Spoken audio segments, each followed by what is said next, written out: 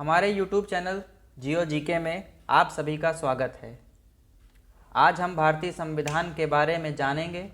संविधान से तो आप सभी परिचित हैं, लेकिन आज हम भारत संविधान की ऐतिहासिक पृष्ठभूमि के बारे में चर्चा करेंगे कि संविधान की नींव कैसी रखी गई, कैसे ब्रिटिश शासन की घटनाओं का संविधान निर्माण प्रक्रिया में अहम भूमिका रही, किन परिस्थितियों में संविधान का निर्माण हुआ।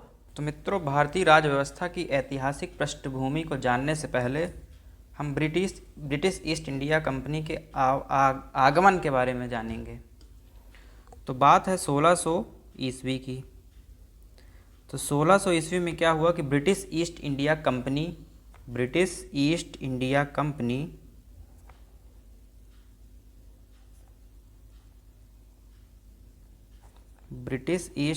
कंपनी एक व्यापारिक निकाय के रूप में भारत आई। इसका एकमात्र उद्देश्य ये था कि ये अलग अलग राज्यों में अपने व्यापारिक निकायों की स्थापना करेगी और यहाँ से जो भी लाभ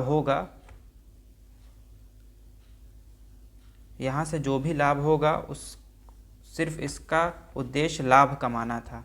कंपनी को स्थापित करने के बाद इसके पास कोई प्रशासनिक निकाय या प्रशासनिक ढांचा नहीं था कि ये कंपनी को चला सके। काफ़ी अड़चनें इनको आती थी। इसलिए 1764 में बक्सर के युद्ध के पश्चात 1764 में बक्सर का युद्ध होता है।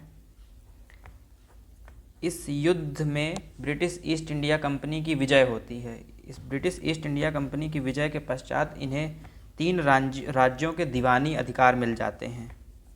कौन से 3 राज्य हैं? बंगाल, बिहार और उड़ीसा। इन 3 राज्यों को क्या मिल जाते हैं? दीवानी अधिकार। क्या मिल जाते हैं? दीवानी अधिकार। एक चीज़ यहाँ समझेंगे कि दीवानी अधिकार का मतलब क्या होता है। दीवानी अधिकार का मतलब होता है किसी भी संस्था को कर एकत्रित करने और वहाँ के व्यक्तियों के लिए न्याय संगत बातें करने का अधिकार। मेनली मतलब ये है कि टैक्स कलेक्शन का अधिकार मिल जाता है।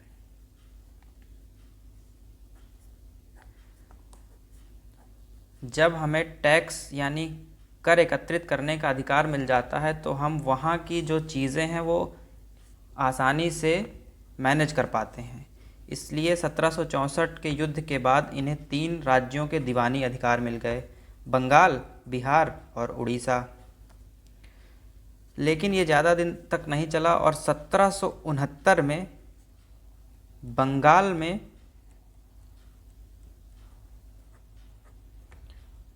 का टाइम बंगाल में भुखमरी का काल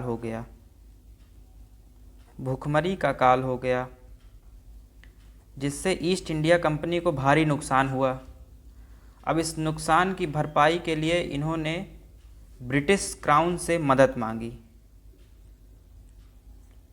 ब्रिटिश क्राउन।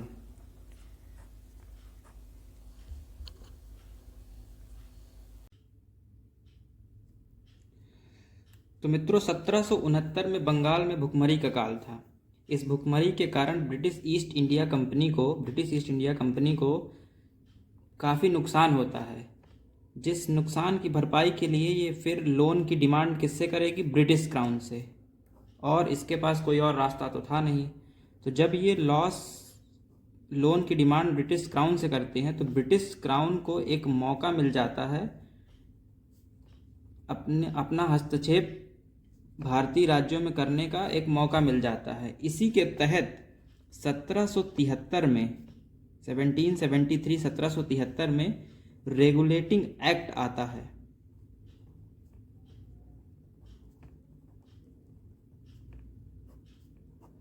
तो इस प्रकार भारत में रेगुलेटिंग एक्ट की शुरुआत होती है।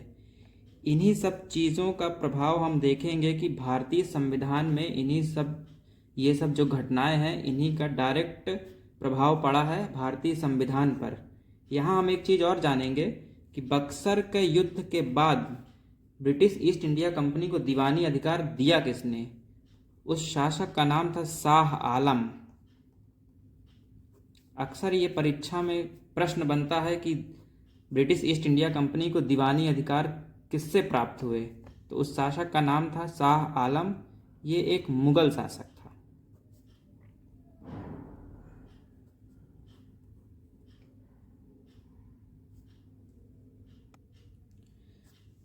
तो मित्रों, 1773 में रेगुलेटिंग एक्ट की शुरुआत के बाद अब हम ये देखेंगे कि ब्रिटिश शासन की कौन सी घटनाएं थीं जिनका संविधान बनाने में।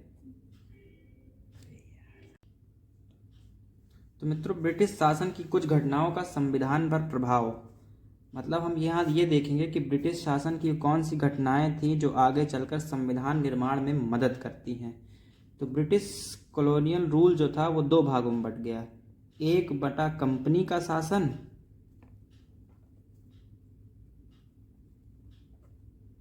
और एक हो गया ताज का शासन, यानी कि ब्रिटिश क्राउन का शासन।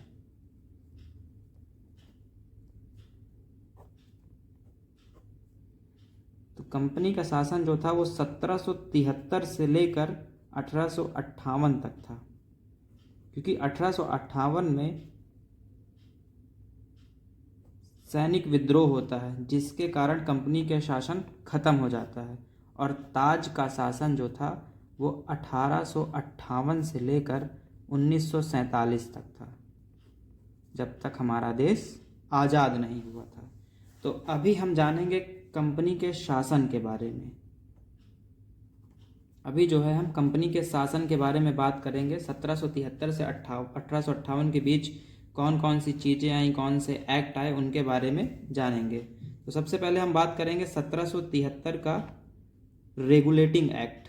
1773 का रेगुलेटिंग एक्ट।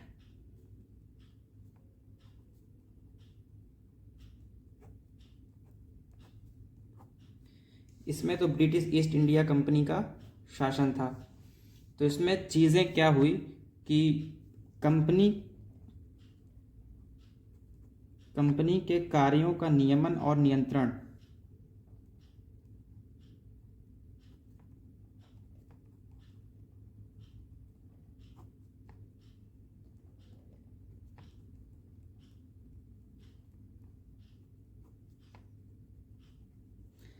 कि ब्रिटिश ईस्ट इंडिया कंपनी द्वारा कंपनी के कार्यों को नियमित और नियंत्रित किया गया।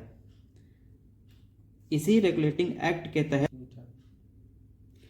तो मित्रों 1773 के रेगुलेटिंग एक्ट के तहत ही कंपनी के प्रशासनिक यानी एडमिनिस्ट्रेशन, प्रशासनिक और राजनैतिक कार्यों को मान्यता मिली।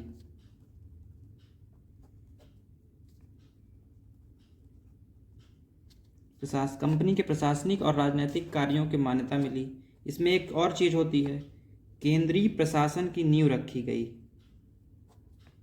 केंद्रीय प्रशासन की नींव रखी गई, यानी कि सेंट्रल एडमिनिस्ट्रेशन इस्टेब्लिश किया गया। अब इस 1773 रेगुलेटिंग एक्ट में हमें जो चीज़ें याद रखनी है, विशेष जो चीज़ है वो ये है कि अभी तक जो बंगाल का गवर्नर हुआ करता था, अब वो बंगाल का गवर्नर न रह के बंगाल का गवर्नर जनरल बन गया। इस रेगुलेटिंग एक्ट के तहत बंगाल का गवर्नर जनरल हो गया। और ऐसा बनने वाला जो व्यक्ति था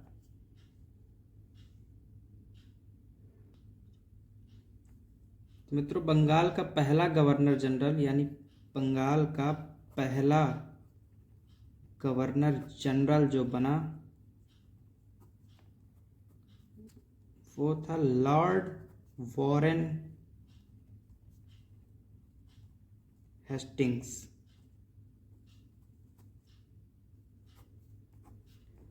और इस बंगाल के गवर्नर जनरल के अंतर्गत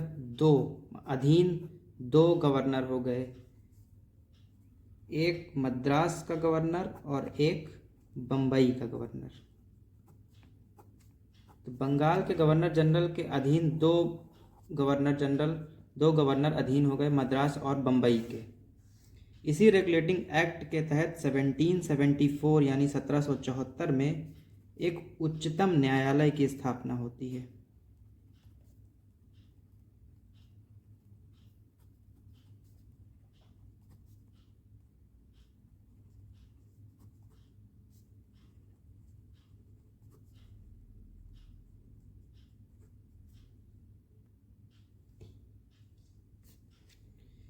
इसी 1773 रेगुलेटिंग एक्ट में कुछ चीज़ें प्रतिबंधित भी की गई। प्रतिबंध ये लगाया गया कि कंपनी का कोई भी कर्मचारी अपना प्राइवेट बिजनेस नहीं खोल सकता, ना ही वह भारतीयों से रिश्वत या किसी भी प्रकार का उपहार, ना ही वह रिश्वत ले सकता है, ना ही उपहार ले सकता है। और इसी में एक चीज़ और दी गई कि बोर्ड ऑफ डायरेक्टर्स की मदद से कंपनी पर नियंत्रण रखा जाएगा।